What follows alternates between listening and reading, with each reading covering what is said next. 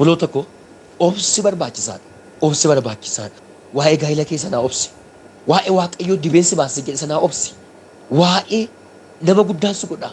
Nama kan biraafuu haadha si godha. Abbaan si godha si jedhe sana obsi baata dhuguma sin jedhu. Amma rakkina adda addaa keessa jirta deemaa jirta waan nama keessaa itti dhiyaatte tajabaadha. Kiristaanota dhugaarra obsatu irraa mul'ata. Amma waldaa keessatti namoonni baay'een obsanii waldaa kiristaanaa isaanii hin baatan. Gaafa rakkin tokko dhufe gatanii deemu. Gaa'ila isaanii obsanii hin baatan. Baay'isa gaafa jedhu obsanii waldaa kiristaanaa isaanii hin baatan. Gaafa rakkin tokko dhufe gatanii deemu. Gaa'ila isaanii obsanii hin baatan. Obsi daa'ima dhabde. Daa'ima dhabde. Gaa'ila godhattee daa'ima dhabde. Bafussuun gaa'ila argattuu sin jechuu danda'u. Gadameessa keetu immoo mucaa qabuu dadhabe. Rakkataa kistaa gaa'illi akkasii kun obsaa. Obsaa. Waaqayyo daa'ima dibataa sinii kenna. Waaqayyo madaa keessan hin qorsa. An argeera namoota baay'ee obsan. Baay'een isaanii daa'ima dhabani. Baay'een isaanii rakkatanii 3, 4, 5 edda dhabanii booddee eessa naqanani. Waaqayyo isaan keessa. Sin keessa waaqayyo. Obsaa. Obsaa. Isatu kenne, isatu fudhata. Hin gaddina garaan keessan. Obsaa. Obsatu furmaata rakkina ammati keessa jirtu kana keessa. Obsatu furmaata haala amma keetti keessa jirtu kana keessa. Mboossa miti. Imimmaan irbaata siif ta'a miti. Gara ciisaan na dhaqxe imimmaan kee tiraasii tossa. Otoon boo'in hin ooltu, otoon boo'in hin bultu. Mboossa miti. Si dhukkubee boosse dhugumadha. Obsi. Yee laabaasaa kaabaani. Yoo obsite boonsitu barbaadama. Yoo obsite boonsitu galateeffata. Yoo obsite namni waaqayyo gargaare si'i jedhama.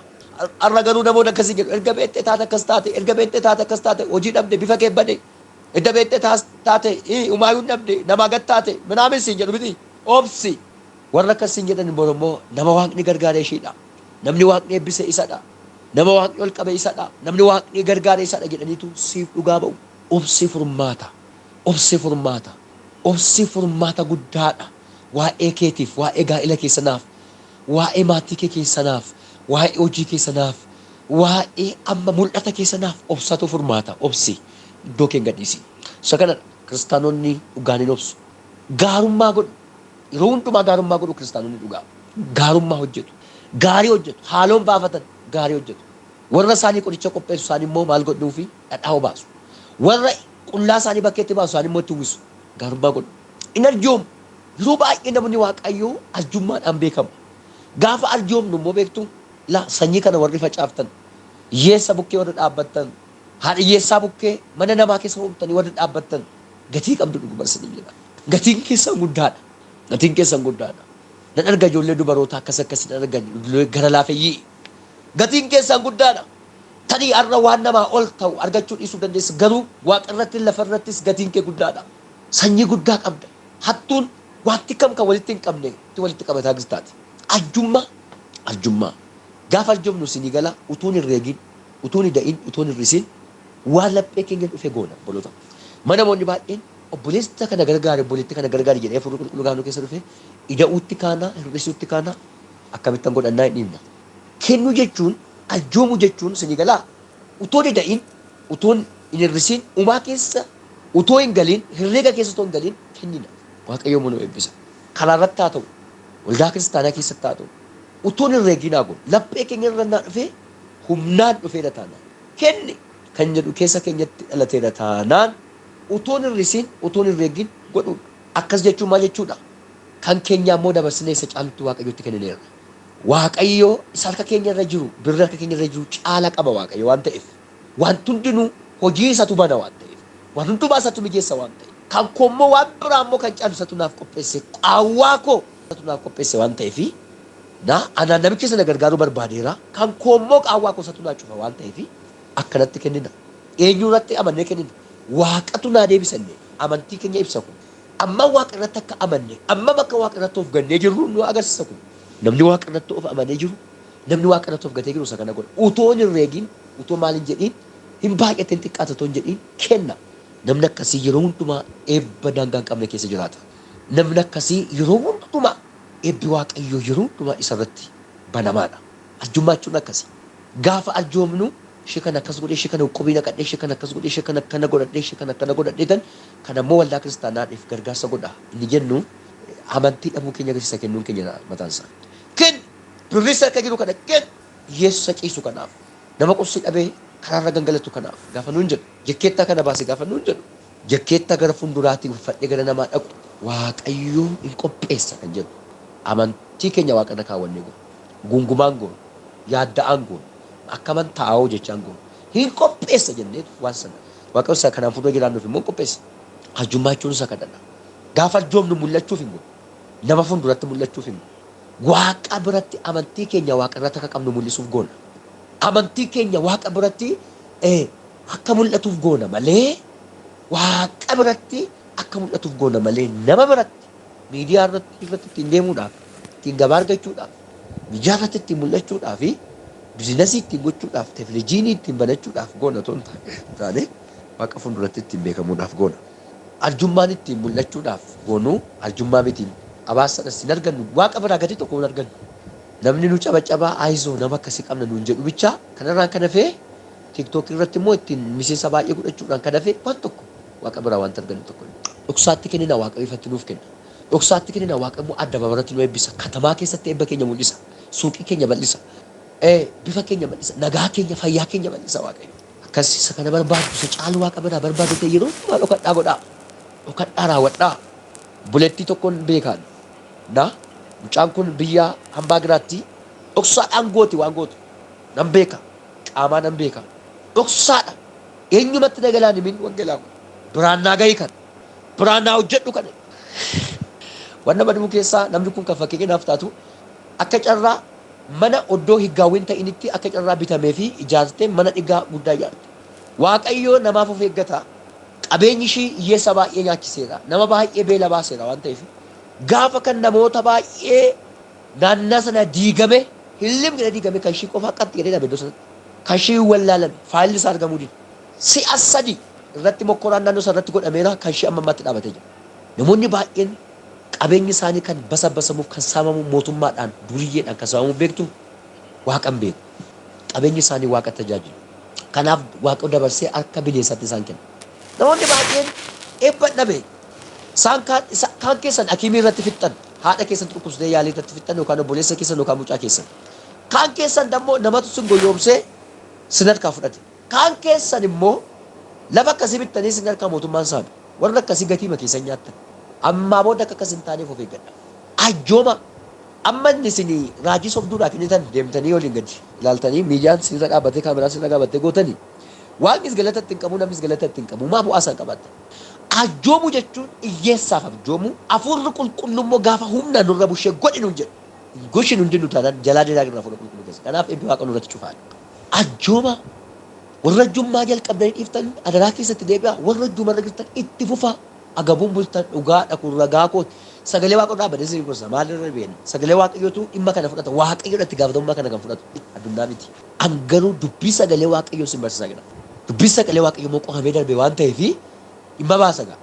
Sagalee waaqayyoo waan yookiin fansiitti dubbisa doon ta'in immoo hafuurri qulqulluu humnaa waan irra kaa'ee fansiitti dubbisaa jira. Isa kanadha. Inni kan biraa amanamummaadha. Kiristaanni dhugaan nama nama. Nama nama. Gaa'ilaafi nama nama. Nama nama. Nama nama. Waaqayyoof nama nama.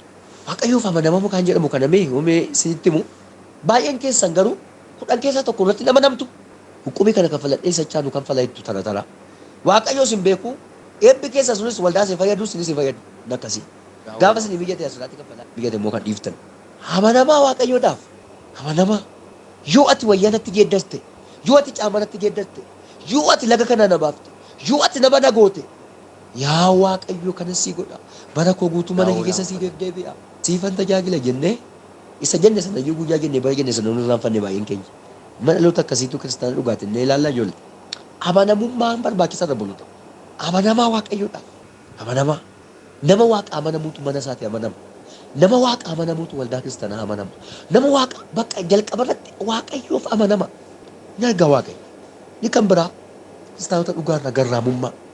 Garraamummaa. Utoo beektanii garraamaa yeroo tokko tokko. Utuma haaloo baafachuu dandeessanii namni tokko tokko haaloo baafachuutu dandeessanii utuu humna qabdanii dhiisaa kana garraamummaan.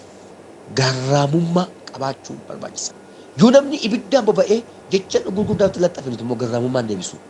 Namni maqaa nu balleessu yoo ka'e nuti immoo garraamummaan deebisu. Garraamummaan barbaachisaadha. Kan dhageenya Waaqa nuuf haa eebbisu. Gooftaa Yesuus Kiristoos guddaa si jaallanna. Guddaa garaan keenya si eebbisa. Maqaa Yesuus Kiristoos hin galanisiifatu. Nuti kan keeti, ati kan keenya. Biyya lafaa kanarra waan tokko iyyuu hin qabnu. Keessumummaa dhufne. Umuriitu qabnu immoo yoo jiraate si waaqessuuf si tajaajiluufidha. Situ umurii nuu dheeresse, umurii ati nuu dheeressite kun umurii akka si waaqeffannu malee akka sirratti kaa'u miti. Makiina akka ijaarruuf umurii nuu dheeressine ati. Ijoollee akka baay'ifnu umurii nuu dheeressine ati. Biyya garaa garaa akka nu dheeressu umurii nuu dheeressine ati. Kan nu eebbifteef, kan nu jiraachifteef, kan nu eegduuf akka si waaqessinu. Jireenya dhugaa, jireenya sirrii si wajjin akka jiraannuufidha. Dhaloonni kun immoo fakkeessitoota waan taaneef yaa Waaqayyo Gooftaa nutti dubbataa jirta. Warra fakkeessa ta'an immoo yaa Waaqayyo hin deebifta. Laphee cabaa isaan keessa.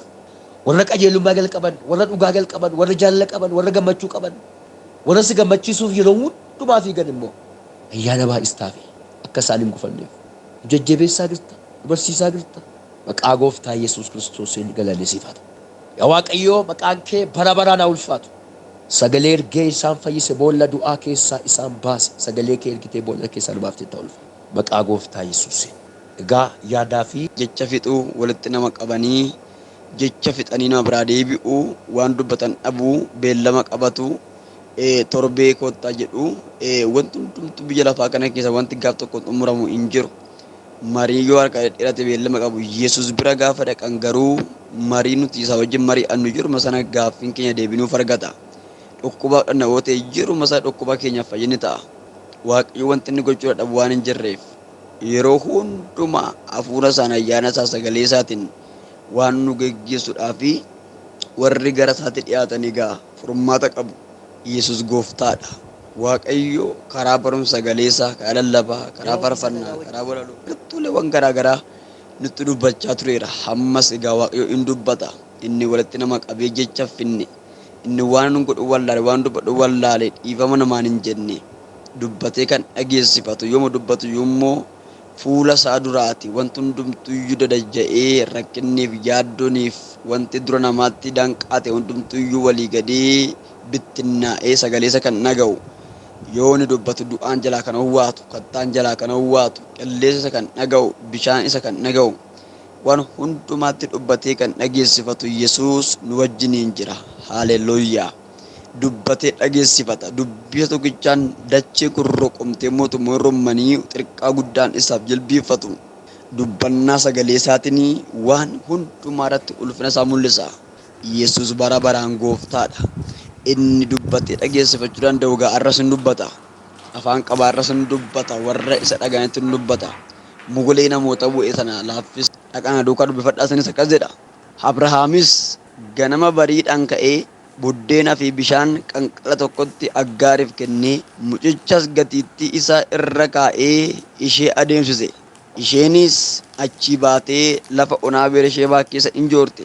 Yeroo bishaanichi qanqala keessaa dhumutti Aggaar mucicha huuxxii tokko jala gattee kana booddee amma darbannaa eeboo irraa fagaattee fuula isaa dhaqxee teesse.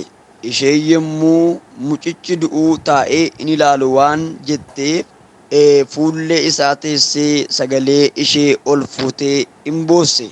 Waaqayyo sagalee boo'icha mucichaa in dhaga'e. Ergamaan Waaqayyoos bantiiwwan Waaqaa keessaa Aggaarin waame. Aggaar maal taatee mucichi iddoo jirutti Waaqayyo sagalee isaa dhaga'eeraatii hin sodaatin ittiin jedhe. Anis saba guddaa sanan gochuufan jira. Ka'ii mucicha ol fuudhii harka keetittiinis jabeessisa qabii jedheeni. Yommus Waaqayyo ija ishee banee isheenis boolla bishaanii tokko in agarte. Dhaqxees bishaanicha qanqalichatti guuttee mucichas in obaaftee jedha. Haaleluyyaa. Baay'ee dhiifamaa baay'ee waan ajaa'ibuu sagaleen as gubbaarratti dubbatame kuni lakkoofsa 19 gara dhumaasaa gubbaarratti iddoo jirutti Waaqayyo sagalee isaa dhaga'eeraatii hin sodaatin sagalee jedhutu iyyuu as gubbaarra jira. Anarra ganama kana mata duree akkas ture gubbaarrattan dubbachuu barbaada. Aga Waaqni gargaaree Waaqayyo iyya kee dhaga'eeraa hin sodaatin sagalee jedhutti dubbachuu barbaada. Mees nimtuyyuu akkas ofiin jedha ofiinuma keessaniif. Waaqayyo ofiin jedha. Iyya koo dhaga'eeraa hin sodaadhuu jedha. Haaleluyyaa. Hin sodaatin jechi jedhu kuni jecha baay'ee cimaadhaaf jecha baay'ee diinota keenyatti mata dhukkubbii ta'uudha. Macaafa qulqulluu keenya keessa seera uumamaa aga mul'ata Yohaannis seera uumamaa kaasee aga mul'ata Yohaannisitti hin sodaatin jedhu iddoo 365 akka jiru hayyoonni macaafa qulqulluu qoratanii bira ga'an dubbatu. Hin sodaatin jecha jedhu. Hin sodaatin gaafa namaan jedhu Yesuus Kiristoos rakkinni jira, yaaddoon jira, qorumsi jira, lolli jira, beeluun jira, ari'atamuun jira, baay'eedhaan gadi bu'uun jira.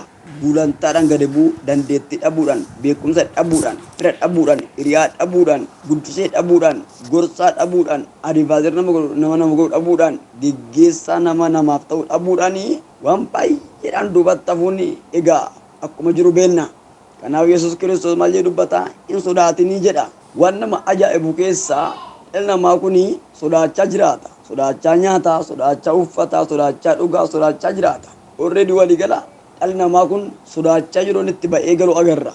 Sodaan meeshaa seexanaa keessa isa tokkoffaaf isa cimaa ittiin laphee namaa miitu, ittiin shakkii namatti naqxuu fi ittiin toora irra keessa jiran keessa gad nama buustudha. Hin sodaatin gaafa jedhu sagalee Waaqayyoo dhagaaf dubbatu aga biyya lafaa gubbaa jirtanitti rakkina qabdu garuu hin sodaatinaa ani biyya lafaa mo'adheera kan jedhu caafameera. Qannootti jiraattu hin jenne. Makiinota 150 walirraan baastanii gibbii keessa akka oliitti naqxanii baatanii galtu hin jenne.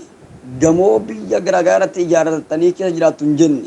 Akka barbaaddan baatanii galtu hin jenne. Wanti inni jedhu maanni aga biyya lafaa gubbaa jirtanitti rakkina qabdu garuu maal godhaa? Hin sodaatinaa ani biyya lafaa mo'adheera. Yeroo kana dubbatu Yesuus Kiristoos sammuusaa gadhiise wayii fakkaata. Utuu itti yaadee dubbate wayii fakkaata. Lakki itti yaadee dubbate. Namoonni biyya lafaa kana keessatti waan isaanii ta'u guuttatanii irraa afaa jiraachuudhaaf isa qabanitti dabalachuudhaaf baay'ee keessa olii gadee oolu.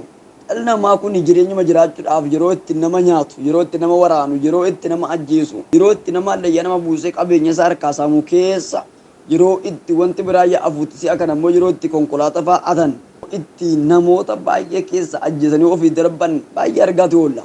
Egaa firoota koo biyyi lafaa kun isheen ani irra jirru kun boor akka waraqataa ciccittee babbaduuf akka isheen jirtu waan beekuudhaaf inni lammaffaan biyya wabii galgala namaaf hin taane ani waasii keedhaa wabii sii darbee dhaqeessii dubbadha kan nama jechuu hin dandeenye biyya boo'ichaan gadadoon lolaaf oduu lolaatiin guutee fi biyya rakkinni isaa yaaddoon isaa yoo tokko xumuran tokko nama taraa darbu tokko xumuran tokko immoo taraa nama darbu biyya akkasiiti. Biyya guute namaaf hin guunne biyya lafaa kun guute namaaf hin guute. Hamma barbaadan hojjedha, hamma barbaadan qabaadha. Sooressoota addunyaa kanaayyuu ta'a garuu kuma bal'inni kee guddaa ta'e rakkinni kee bal'aa ta'a. Guute namaaf hin guutu. Qaawwan baay'ee jira, ulaa baay'eetu jira. Guute namaaf hin guutu addunyaan kun.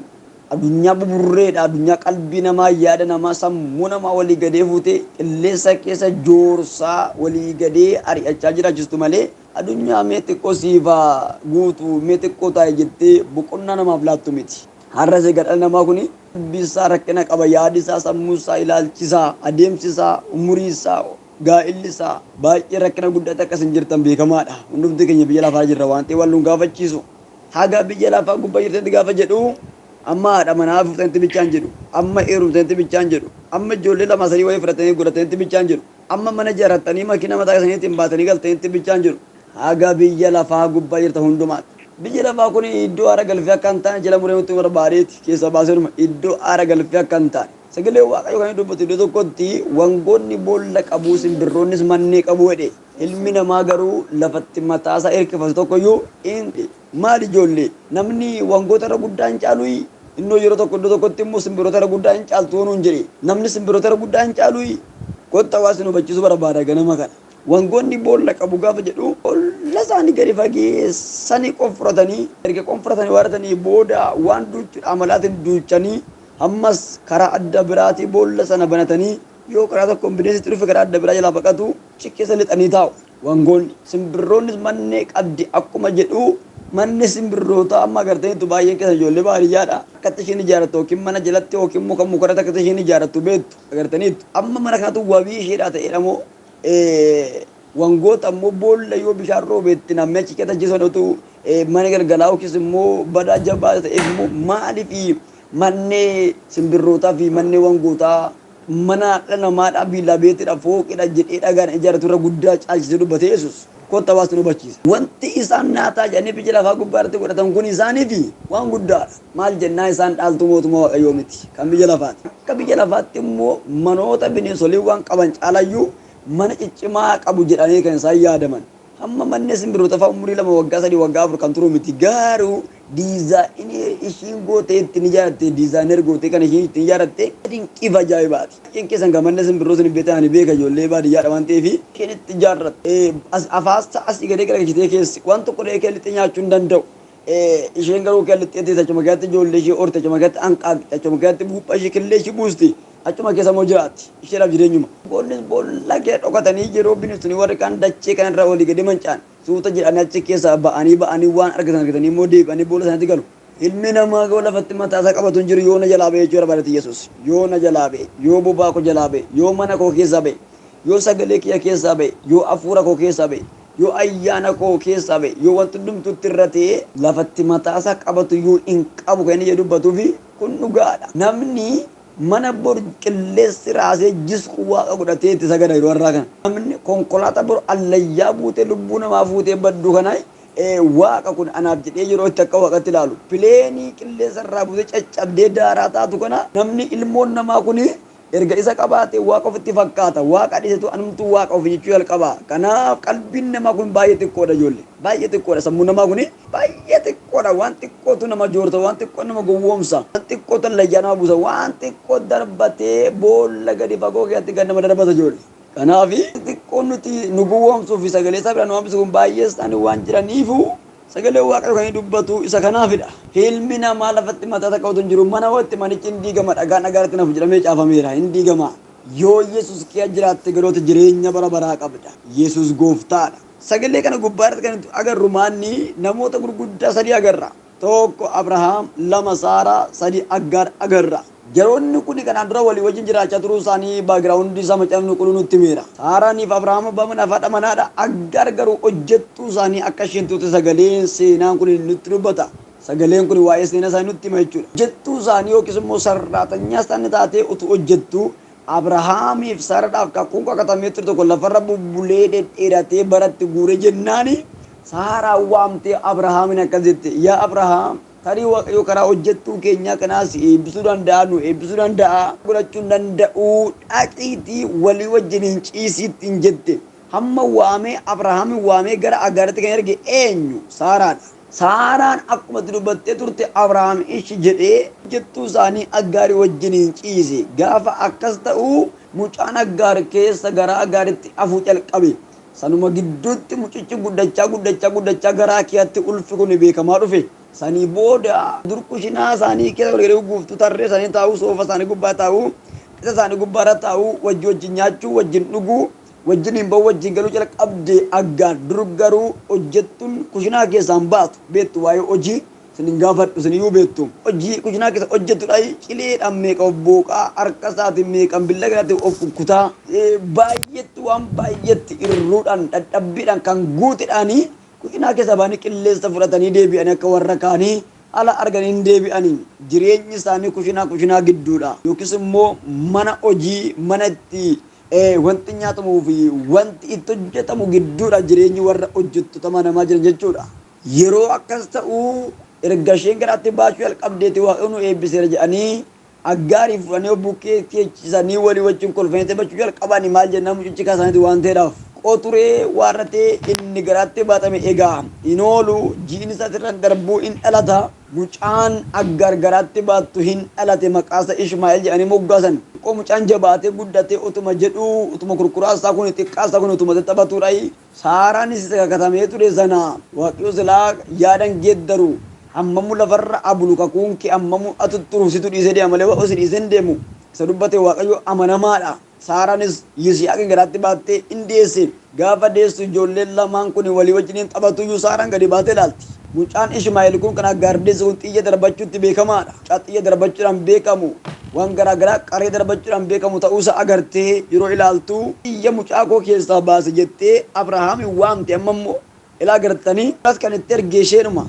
Ammas Abrahaamin kan waame immoo Saaraadhuma mucaa kana fuudhiti lafa onatan irraa gati mucaa kiyya keessaa ija keessaa baase xiyyi darbatu gadheedha jetti.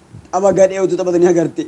Abrahaam amma sabboomuu dhagayeessa. Dhiphate garuu waaqayyotu hin dhiphatin dhiisii maqaa keetti akka waamu nan godhaa gosa keessan keessa tokko akka ta'u nan godha ittiin jedhe. Abrahaam akkuma Saaraatti dubbatte qanqalattee bishaan naqee fi gazettichi gubbaarra ka'ee Aggaarii fi mucaa kana fuudhee mana keessa ba'a. Lafa onaatti geggeessi jechuun lafa onaa gubbaarra biddeen namaa naqame yoo dhume galaa fudhatanii ba'an yoo dhume bishaan naqatanii ba'an yoo dhume lafti onaa lafa onaadha. Lafa onaa keessa wanti nyaatamu hin jirudha. Kaaffee gaariin hin jiru, hoteelli gaariin. Namni dhaqanii maaloo mee waa naaqicaa mee bishaan wayinaa kennaa mee jedhamuun tokko hin jiru. Namni dhaqanii mee biddeen barbaree maalinaa kennaa nan beela jedhanii hin jiru. Lafa onaadha. Lafichi lafa onaadha. Maqaan isaa lafa onaa jedha.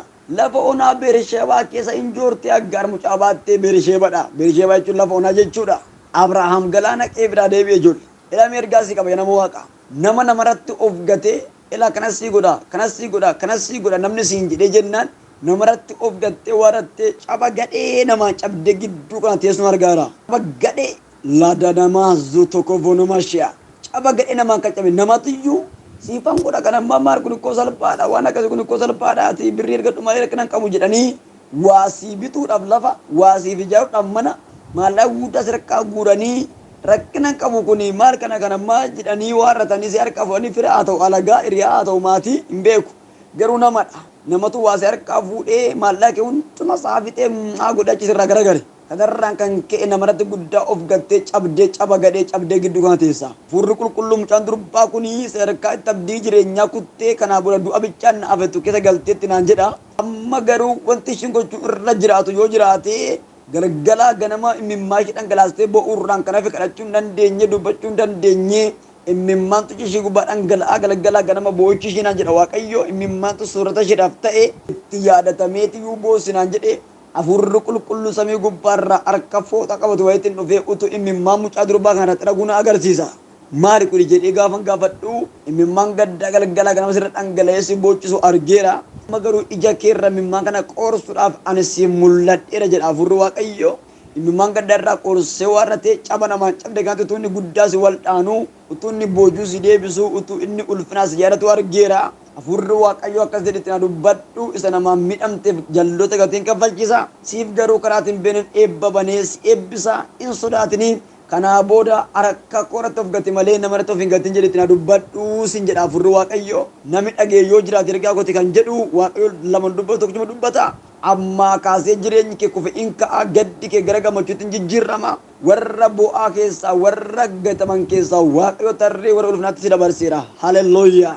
Aggaariin kana mucaa ishee gadeetti gubbaarra ka'eetu yoo Abrahaami geesse maaliif kaayyoo ishee inni guddaan lafa onaatti geesse narraa gati kan jettee boo jettee na gaafataniifu Saaraan yaada ishee inni guddaanii qaaladha mucaan kun hin barbaannu jechuu barbaadde karaa biraati macaafa qulqulluu gubbaarra hin jiru barbaadina yaada ishee keetti akkasumatti barree akkumatti hin dubbachuu ishee waan oolu miti gaa diqaalaadha uma dhaala narraa fudhachuu mucaa koo dhaaluu akka hin dandeenye immoo mucaa koo wajjin dhaala hirmaachuu kan dandeenyu kunii karaa seeraan alaa dhufe jettee waan ofirraa achi gattee fi lafa onaa keetti galaa yoo fixan ofiiyyuu waan nyaata yoo dhaban qoonqoo nama ajjeestii jettee yaadde lakki lafa namni hin duuta hin badda jedhetti Waaqayyo immoo sagalee si ergeera ganama kana raada nama tokko vonoma shi'adi'a namoota abdii jireenya guduunfanii bakka nan du'a kanaa booda anoo wanti baay'inatti hadheera humna kooti ol ta'eera jedhanii dhaloota wanti guguddaa sammuu isaanii gaarraa ta'e hidhatanii bira ga'uu dadhabanii lafa onaa gubbaarra walgadee jiran gidduu kana mul'atan ilaala. Wanti isaan keessa jiran baay'ee ulfaata hiriyaatti maatiitti namatti himachuu kan hin dandeenye ta'ee isaan kan rakkisu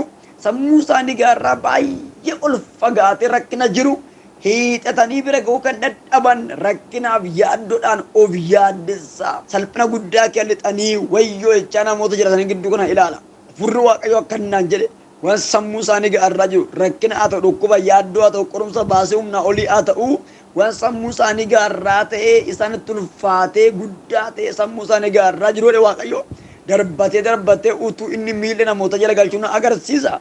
Afurri qulqulluu ulfaata rakkina kee ulfaata dhukkuba kee ulfaata yaaddoo kee ulfaata gadda kee dhinnaan jedhe saba kanaan ulfaate waan sitti cime waan si gaarraa waan fira keetti namanne waan hiriyaatti namanne waan si yaaddesse waan si rakkiseedhe irratti siif argameera jedheetu Waaqayyo mul'ataan utuun gaarota rakkinaarra tulluuwwan rakkinaarra gufuuwwan irra adeemaa dhufuun argaa.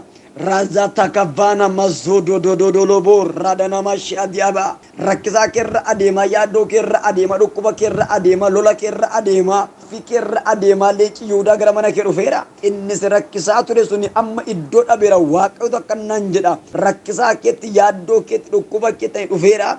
Bara baay'eedhaaf boodsisa, bara baay'eef rakkatisa. Amma garuu naan jedha Hafuurri Qulqulluudhaan warra abdii jireenya guduunfan kana hidhee hidhachiisan isaan baasaa. Yaaddoodhaaf rakkina kanaan dura isaan danqaa ture san fuulduraa godha. Isaanin nagaan ba'anii galuu jalqabu. Humni waaqayyummaa kun isaan gargaara. Isaanii gubbara deemaa gara isaanii dhaqeera jedhee itti dubbatu jedha Hafuurri Waaqa. Haleluuyaa. Yesuus bara baraan gooftaadha. Ameen, ameen, ameen, ameen. Egaan lafa onaa keetti waan nyaattu hin qabdu. Aggaaris hin duuti, Ishmaa'eelis hin du'a jettee Saaraan geggeessitee bira deebiti. Abrahaamis akkuma argame dhaqee geggeessitee bira deebi'e. Jarri lafa onaatti utuu hin ba'iin galaa fixan ilaajoo namni galaa si naqaami qarshii si ergaami waa baay'ee si godhaami galaan namni si naqu yookiin hin tortora yookiin hin helaa yookiin hin dhuma yookiin hin bada yookiin isbaarri ta'a hin gattiran ala ta'a yookiin baalii hin qabu yookiin immoo sirraa fudhatama dhaggeeffadhu. Namni baay'ee waadaa si galee kan si aale gidduu kana jirta. Waadaa si galee kan si aale namni ganama dubbatee galgala geeddara. Yesuus bara baraan amanamaadha. Dhaggeeffadhaa firoota. Namni waasii kennes na fudhate jira baay'een keessan. Namni waasii abdachee si qaanessa jirtu baay'een keessan. Namni egaa akkasuma ijoollee. Yesuus garuu bara baraan jijjiirama. Galaan namni namaan dhugaa innuma hin tortora galmaan namaan ga'u lafa onaa otoo hin ga'in dhuma iddoo beelaa otoo hin ga'in dhuma dirree salphinaa otoo hin ga'in dhuma akkuma kan Abrahaamii Aggaariif hin eegan hin dhume harkatu dhume ijoollee. Yesuus garuu galaa jireenyaati. Ameen namni isaa galuu ameenaa jedhu. Yesuus galaa jireenyaati. Galaa guyyaa rakkinaa nyaatamu. Galaa guyyaa rakkinaa itti hirkatamu. Galaa guyyaa salphinaa. Galaa guyyaa firna magatu. Galaa guyyaa waan nyaatamu hin jirre. Galaa guyyaa waan dhugamu hin jirre. Galaa guyyaa namni mi'a sirraan godhachirraan godha namaan hin jenne. Geggeessa namaa ta'u. Yesuus qaqqaabbata dhugaadha. Gaafa mucucoon biyya lafa namatti baay'atu. Gaafa rakkinni daddarbaa namatti baay'atu. Gaafa afurri hamaa nama doorsisu. Gaafa wanti hundumtu namatti dukkanaa'u. Yesuus qaqqaabbata keessa dhugaadha. Ameen ajoo namni isaa gale. Haleluuyaa. Raalla dadanamoo zotoko vonama shi'adi'a. Hafuurri Qulqulluudha akkanaan jedha amma satuun dubbataa jirudha. Namoota garatti gora wallaanii guyyaatti dukkanaaf nan ibsa.